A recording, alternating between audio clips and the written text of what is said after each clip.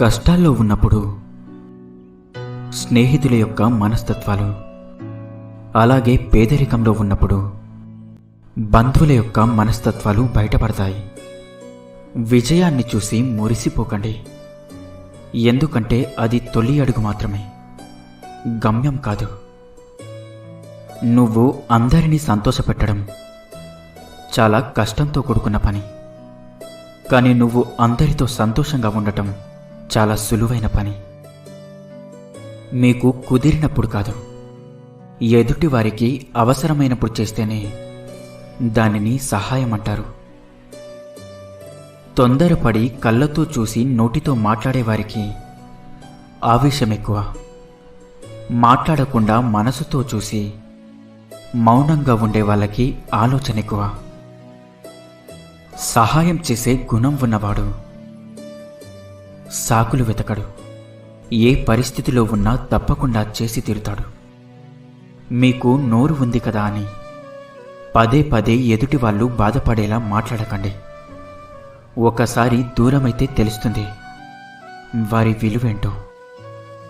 మంచివారికి లభించే మొదటి బహుమానాలు అవమానాలు, అలాగే అపనిందలు కాదంటారా? సింహం వెనుక ఎన్ని సునకాలు మురిగినా సింహం విలువ తగ్గిపోదు. అలాగే నీ వెనుక ఎంతమంది ఏం చెప్పుకున్నా కూడా నీ విలువ తగ్గిపోదు. చింతించకండి. అందమైన వారు అడుగడుగున ఉంటారు, కానీ అందమైన మనసున్నవారు మాత్రం అరుదుగా ఉంటారు.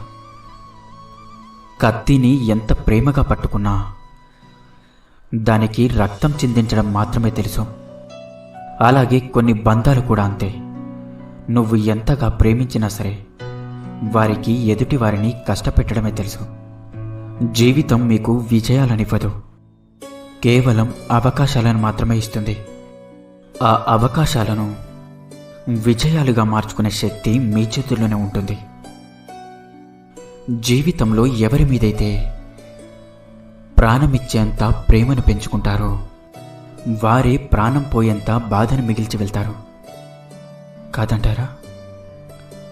సులువుగా వచ్చింది ఏదైనా సరే దానికి విలువ తక్కువగానే ఉంటుంది. కష్టపడి సంపాదించుకున్నదే ఎప్పటికైనా శాశ్వతమైన విలువను సంపాదించుకుంటుంది.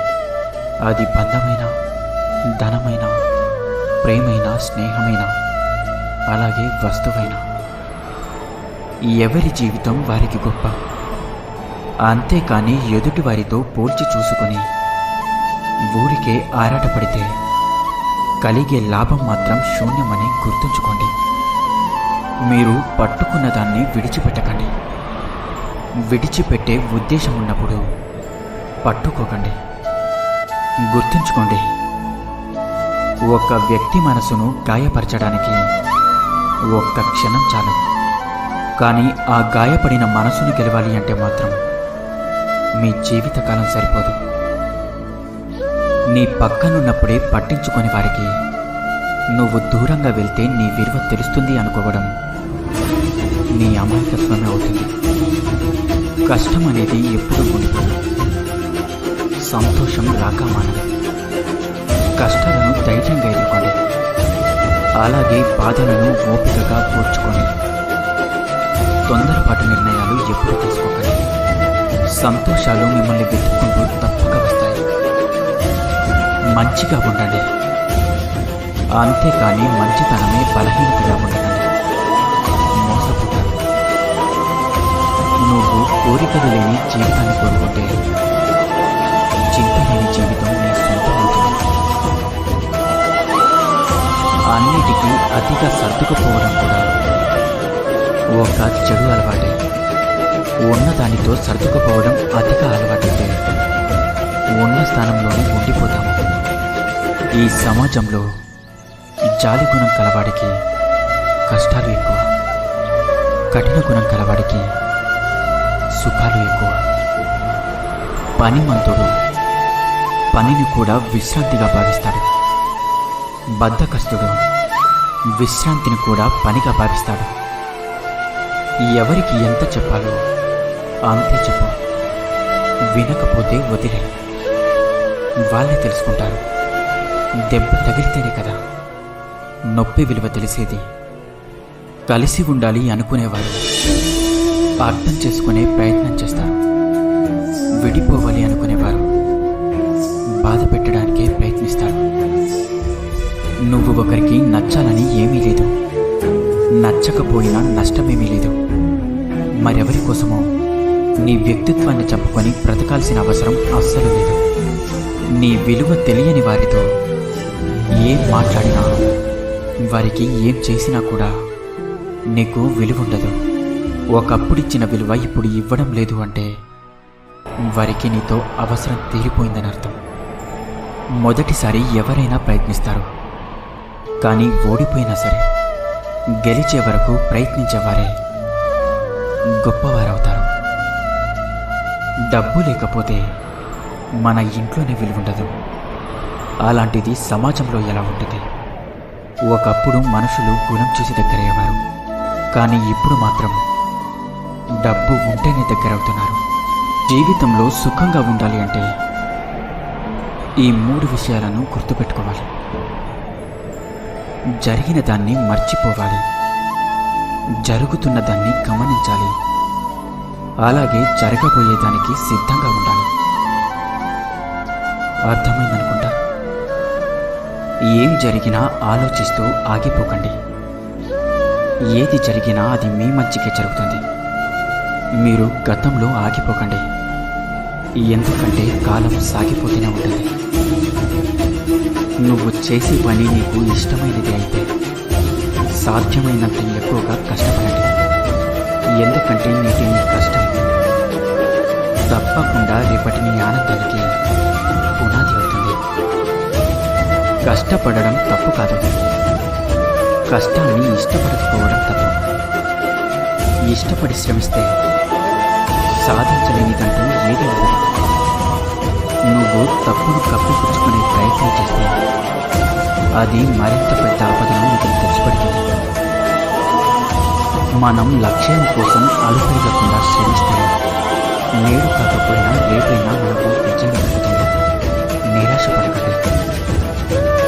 ఎదుటివారు మంచివారు చెడ్డవారు అని వేలెత్తి చూపించే హక్కు ఎవరికీ లేదు. ఎవరి జీవితం వారిది. నచ్చితే మాట్లాడు, లేదంటే వదిలి. అవసరం ఉన్నప్పుడే పలకరిస్తున్నారని ఎవరి గురించి బాధపడకండి. వారు చీకట్లో ఉన్నప్పుడే వెలుగులా మీరు గుర్తుకు వస్తున్నారని సంతోషించండి. వినే ఓపిక లేని వాళ్ళు ఎప్పటికీ అజ్ఞానిగానే మిగిలిపోతారు. అలాగే చెప్పే ధైర్యం లేని వాళ్ళు ఎప్పటికీ పిరికి వాళ్ళుగానే ఉండిపోతారు. మన జీవితంలో అవసరానికి ఆదుకునేవారు ఉండరు, కానీ అవసరానికి వాడుకునేవారు మాత్రం చాలామందే ఉంటారు. ఎక్కువగా ఆలోచించడం కూడా ఒక రకమైన మానసిక సమస్య. దీనివల్ల అనారోగ్యం కలుగుతుంది తప్ప సమస్యకు పరిహారం మాత్రం దొరకదు. ఎక్కువ సమయం ఖాళీగా ఉండకుండా ఏదో ఒక పనిలో నిమగ్నమవ్వండి. ఒక లక్ష్యాన్ని పెట్టుకోండి. మీ మనసులో ఆ లక్ష్యం తప్ప మరేది ఉండకూడదు. అప్పుడే మీరు కుదుట పడతారు. ఏ పని లేని వారికే ఎక్కువ ఆలోచనలు ఉన్నవారికే ఎక్కువ సమస్యలు. గుర్తుంచుకోండి, ఎవరైనా మన కోసం ఎదురు చూస్తున్నారు అంటే అది మన బలం. మనం ఎవరి కోసమైనా ఎదురు చూస్తున్నాము అంటే అది మన బలహీనత. మన మనసు ఎలా ఉంటుంది అంటే ఎదుటి వారికి కష్టం వస్తే చూసి తట్టుకోలేక మన దగ్గర ఉన్నదంతా మొత్తం ఇచ్చేస్తాం. అదే కష్టం మనకొస్తే మాత్రం కనీసం పట్టించుకోకుండా చూసి చూడనట్టుగా వెళ్ళిపోతూ ఉంటారు. మనకు బాగా ఇష్టమైన వాళ్ళకు కూడా బాగా ఇష్టమైన వాళ్ళు ఉంటారు. అది మన మెదడు ఒప్పుకున్నా మన హృదయం మాత్రం ఒప్పుకోదు. అందరూ నీ వాళ్ళు అని నీ బలహీనతలను పంచుకునే సాహసం చేయకు. నీ వాళ్ళు పరాయి వాళ్ళవ్వడం ఒక్క నిమిషం పట్టదు. అప్పుడు నీ బలహీనతలే వాళ్ళకి బలంగా మారుతాయి. గుర్తుంచుకోండి, మీరు ప్రశాంతంగా ఎప్పుడు ఉంటారో తెలుసా? ఎదుటివారు మిమ్మల్ని ఎంత రెచ్చగొట్టి మాటలు మాట్లాడినా మీరు అవసరానికి మించి మాట్లాడకుండా ఉన్నప్పుడే ప్రశాంతంగా ఉంటారు. ఇక ప్రశాంతంగా ఉన్నప్పుడే ఎవరితో ఎలా మాట్లాడాలో తెలుస్తుంది. అవసరం మనల్ని బలహీనుల్ని చేస్తుంది. ఎందుకు అంటే పగవాడు అని తెలిసినా కూడా పలకరించు అని అవసరం చెప్తూ ఉంటుంది. ఎందుకు అంటే అవసరం కదా. ఈ సమాజంలో నవ్వుకు ఉండే విలువ బాధకి ఉండదు, డబ్బుకు ఉండే విలువ గుణముకి ఉండదు, అబద్ధానికి ఉండే విలువ నిజానికి ఉండదు. జీవితం చాలా చిన్నది. నచ్చిన వాళ్ళు నీ జీవితంలో ఉంటారు, నచ్చని వాళ్ళు వెళ్ళిపోతారు. నువ్వు మాత్రం నీకు నచ్చిన విధంగా బ్రతుకు. ధనవంతుడి దృష్టిలో పేదవాడి స్థానం ఎప్పుడూ గుమ్మం బయట ఉంటుంది. కానీ పేదవాడి దృష్టిలో ధనవంతుడి స్థానం ఎప్పుడూ గుమ్మం లోపలే ఉంటుంది. ఎందుకు అంటే పేదవాడికి సంస్కారం గుణంలో ఉంటుంది, డబ్బులో కాదు. అప్పు, పగ, అలాగే రోగం, ఈ మూడు లేనివాడు గుడిసెలో బ్రతికిన కోటీశ్వరుడే. ఇతరులతో పోల్చుకోవడం, పగిలిన అద్దంలో మొహం చూసుకోవడం రెండూ ఒకటే. అర్థమైందనుకుంటా. ఎవరిని బాధ పెట్టకూడదు, కష్టపెట్టకూడదు అనుకున్న వ్యక్తి అందరి వల్ల కష్టపడుతూ బాధపడుతూ ఉంటాడు అన్నది నిజం. జాగ్రత్తగా ఉండండి. ఇన్ని మంచి సూక్తులలో మీకు ఏ సూక్తి నచ్చిందో కింద కామెంట్ చేయండి. అలాగే ఈ వీడియో మీకు నచ్చినట్లయితే వీడియోని లైక్ చేసి ఇలాంటి మరిన్ని వీడియోస్ కోసం మన ఛానల్ని సబ్స్క్రైబ్ చేసుకోండి. ధన్యవాదాలు.